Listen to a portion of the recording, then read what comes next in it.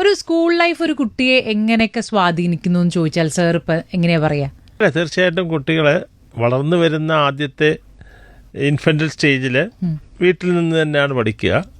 But of course കുട്ടികളെ സ്കൂളുകളിലേക്ക് KG Kinder ഗാർഡനിലേക്ക് അല്ലെങ്കിൽ അംഗനവാടികളിലേക്ക് പിന്നെ തുടർന്ന് ഫസ്റ്റ് മുതലുള്ള ക്ലാസ്സുകളിലേക്ക് സ്കൂളിലൊക്കെ പഠിക്കുമ്പോൾ പിയർ ഗ്രൂപ്പ് ഇൻഫ്ലുവൻസസും അതുപോലെ തന്നെ പിയർ ഗ്രൂപ്പ് ലേണിങ്ങും ഇത് ഒരുപാട് കുട്ടികളിൽ സ്വാധീനിക്കാറുണ്ട്. അതുകൊണ്ട് സ്കൂളുകളിൽ വരുമ്പോൾ കുട്ടികൾ പരസ്പരം സംസാരിക്കുമ്പോഴും പരസ്പരം ആംഗ്യങ്ങൾ കാണിക്കുമ്പോഴും മറ്റ് അംഗവിഷയങ്ങളൊക്കെ ചെയ്യുമ്പോഴും അത് അവരിലൊക്കെ ഒരുപാട് സ്വാധീനിക്കപ്പെടും.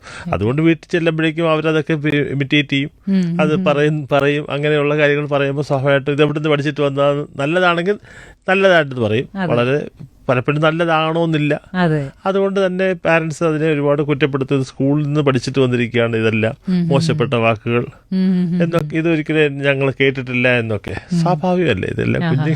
കുഞ്ഞു മക്കൾ എന്ത് കേട്ടാലും അത് ആവർത്തിച്ച് പഠിക്കും.